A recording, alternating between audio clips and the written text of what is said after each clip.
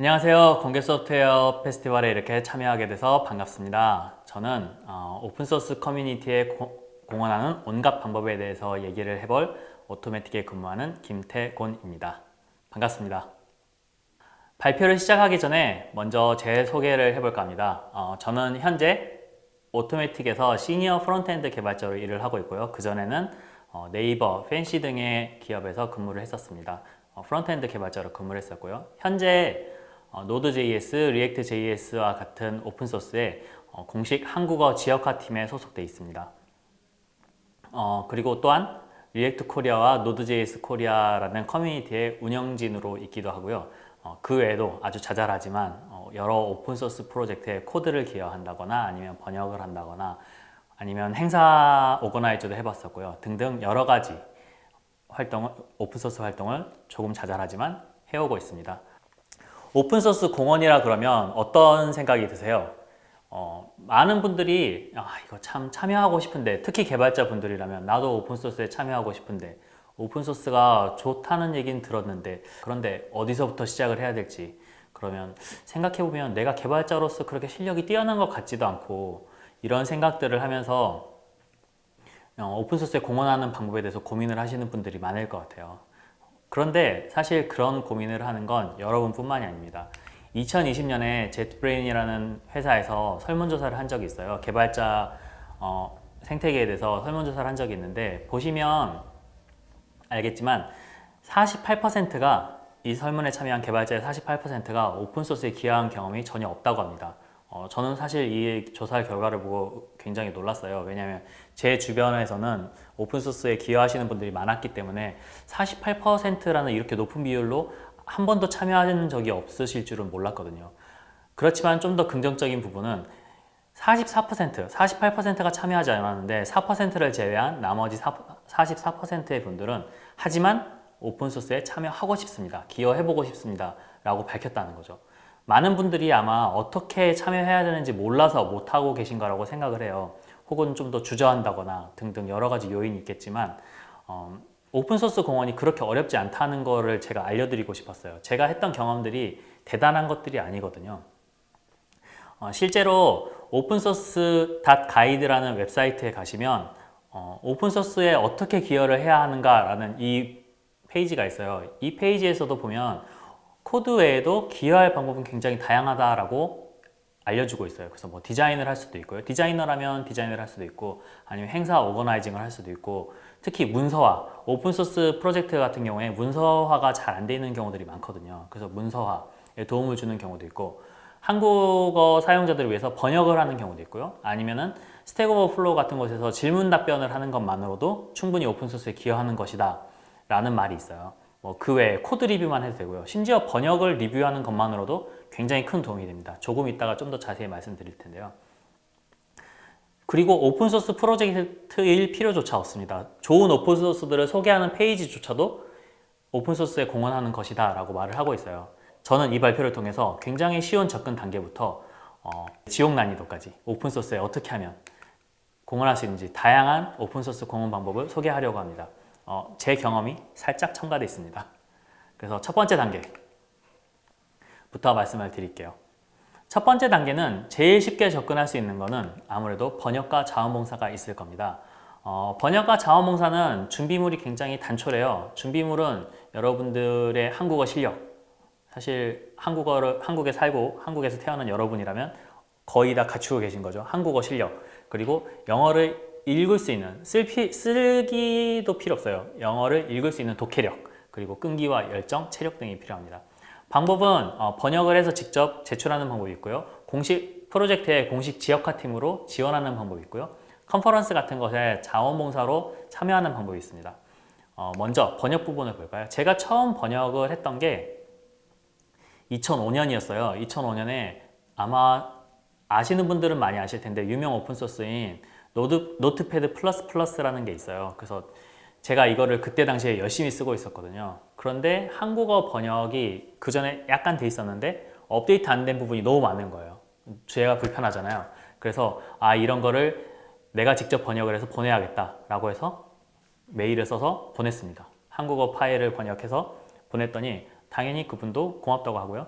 제 영어 실력이라는 건 그때 거의 영어 사전에서 찾아서 단어를 치환하는 정도의 수준이었는데, 그런 수준에서도 충분히 오픈소스에 공헌을 할 수 있었다는 거죠.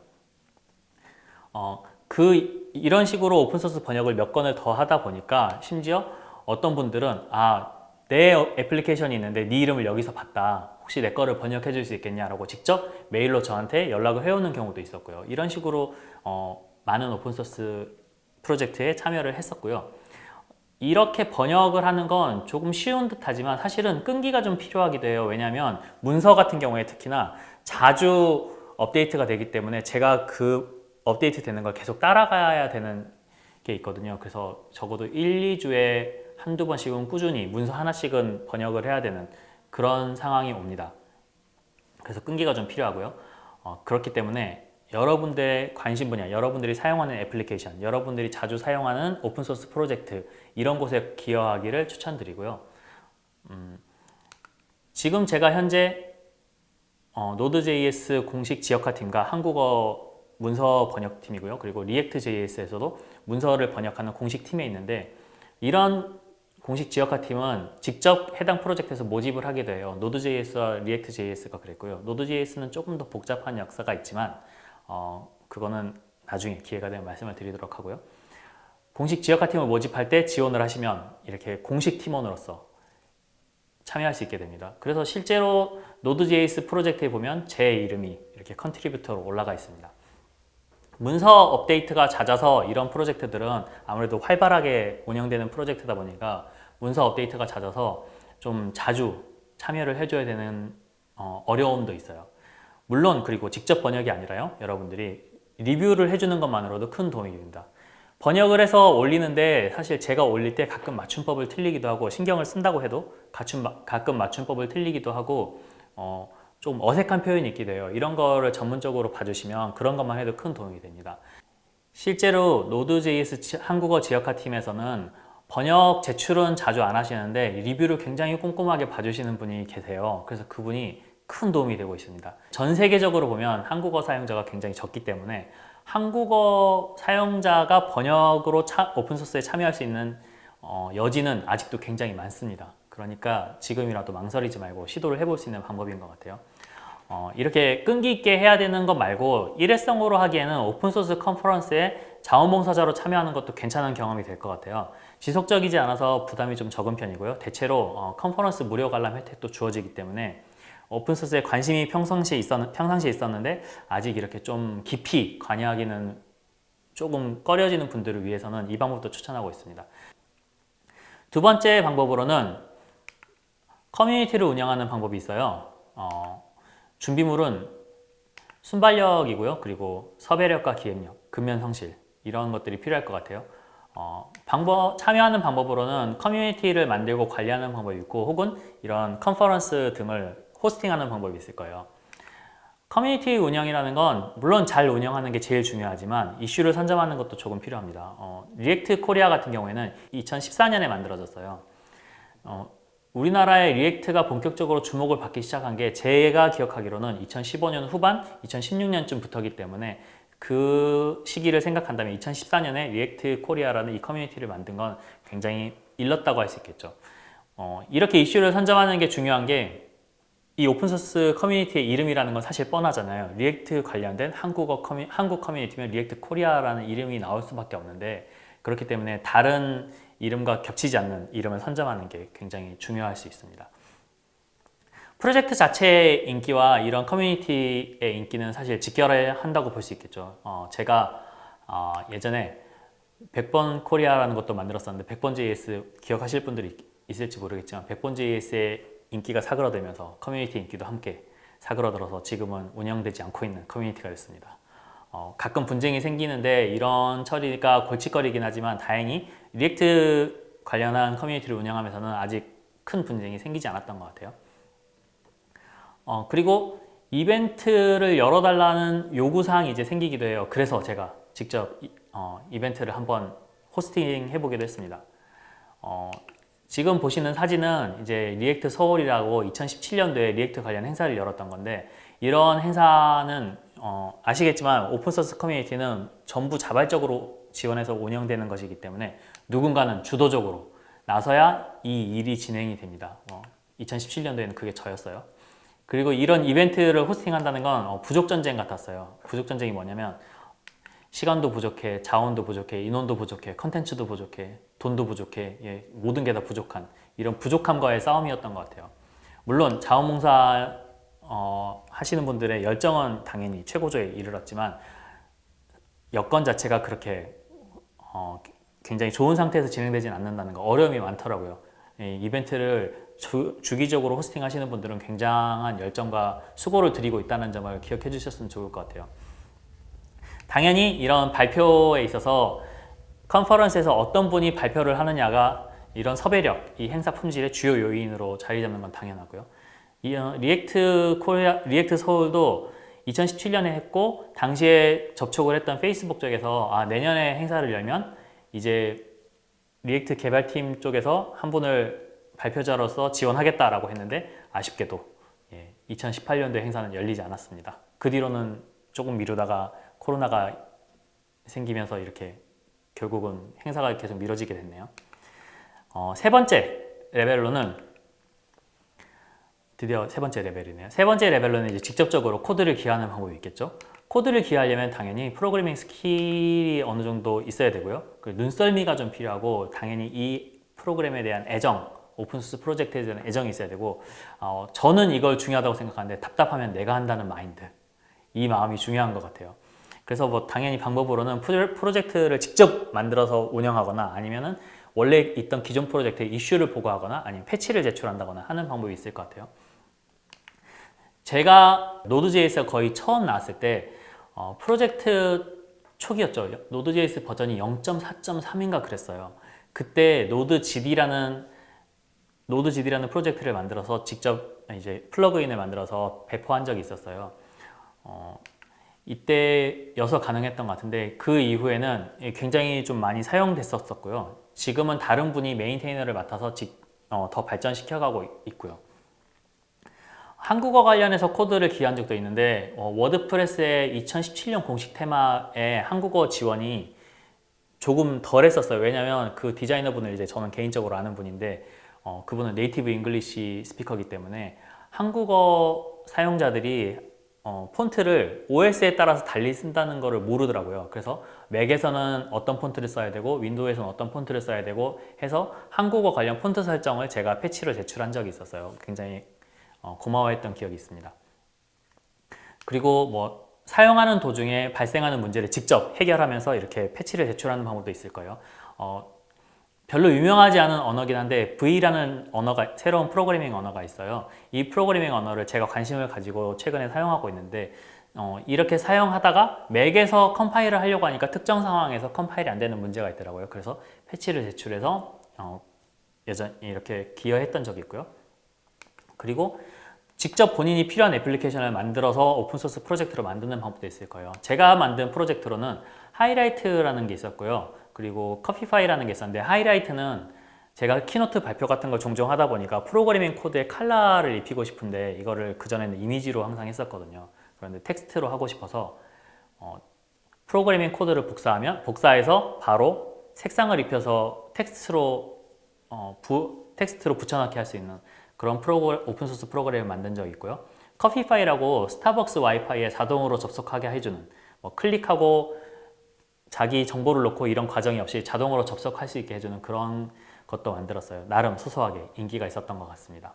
그 외 대부분의 프로젝트는 아쉽게도 그렇게 인기가 있는 프로젝트는 아니지만요. 그리고 이제 저도 오픈소스 프로젝트를 몇 개 운영하다 보니까 기여해 주시는 분들도 종종 있는데 어떤 분들은 굉장히 열정적으로 거의 리뉴얼에 다를 바 없이 이렇게 코드 패치를 제출해 주시는 분도 있고요. 어떤 분들은 그냥 버그 리포팅을 해주시는 분들도 있고 또 어떤 분들은 소소하게 이렇게 번역해 주시는 분들도 있는데 직접 운영을 해본 입장에서는 어떤 종류의 기여든 굉장히 고맙습니다. 그리고 눈썰미가 있다면 상대적으로 해결이 쉬운 이슈나 이슈를 발견하고 처리하는 것도 좀 좋고요.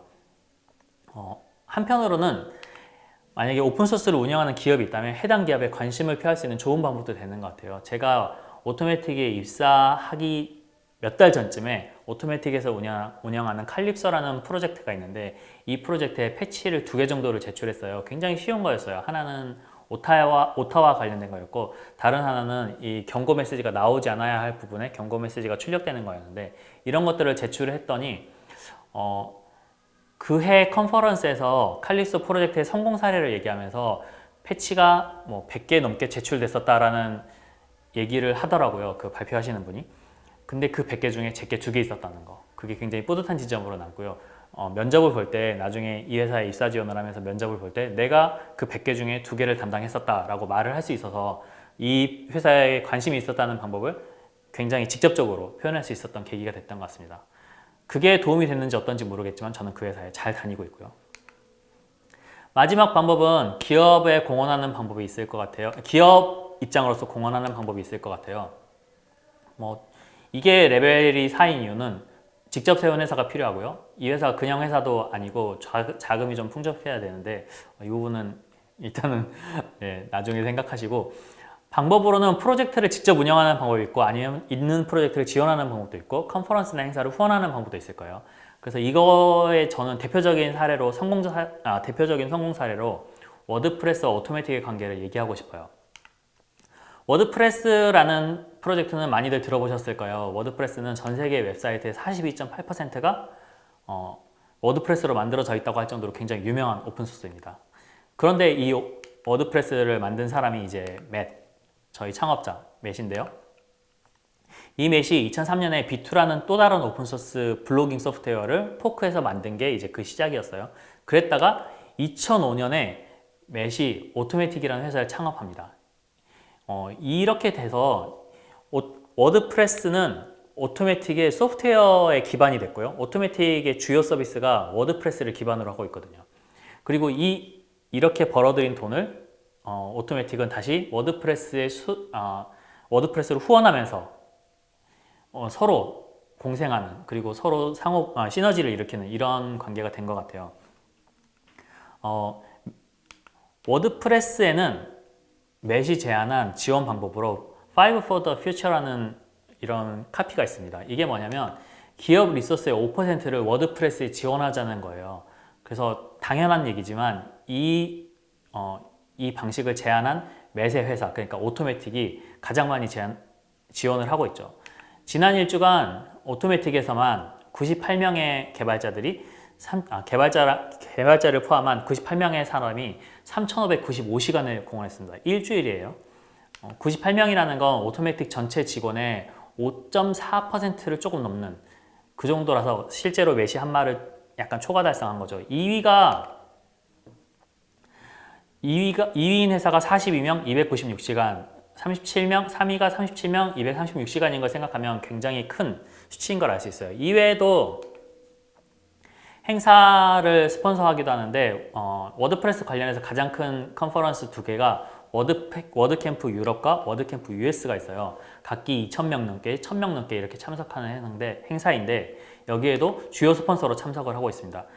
단순히 한 자리만 이렇게 하는 게 아니라 각각의 저희 오토매틱이 운영하고 있는 브랜드를 각각 이렇게 참여를 시키고 있어요. 그러니까 각 자리를 샀으니까 가장 많이 스폰서하는 회사들보다 몇 배씩 더 지원을 하고 있는 거죠. 뿐만 아니라 직원들의 워드캠프 참석도 독려하고 있고요. 그러면 티켓 값을 회사에서 구매해서 저희한테 주거든요. 혹은 직원들이 이런 행사에 자원봉사자로 참여하고 싶다 그러면 숙박과 항공을 제공해주고 있습니다. 저도 참석을 한 적이 있고요. 2019년에 베를린에서 열린 워드캠프 유럽에 참석을 했었던 적이 있어요.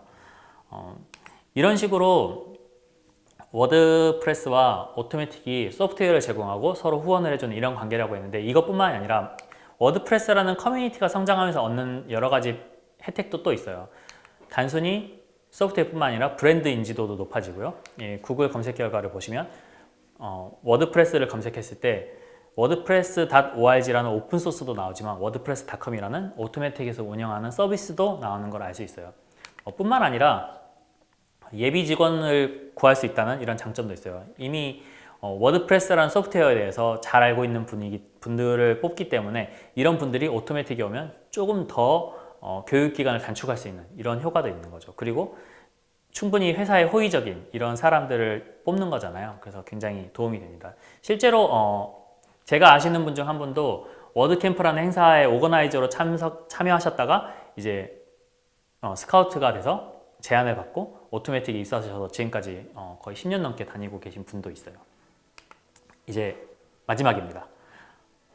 이제 마치면서 드리고 싶은 말은 오픈소스에 권한다는 게 그렇게 어려운 일은 아니고요. 아무리 작은 공헌도 오픈소스 프로젝트를 운영하는 입장에서는 소중하다는 거, 굉장히 좋다는 거. 그리고 첫 시작으로는 리액트와 노드.js의 한국어 지역화팀 번역을 시작해보는 건 어떨까 하고 영업을 해봅니다. 오픈소스에 관련된 발표니까요. 여기에 사용된 리소스에 대해서는 제가 이렇게 크레딧을 남겼고요. 그러니까 여러분도 필요하시면 사용할 수 있습니다. 모두 오픈소스로 되어 있고요. 지금까지 제 발표를 들어주셔서 감사합니다.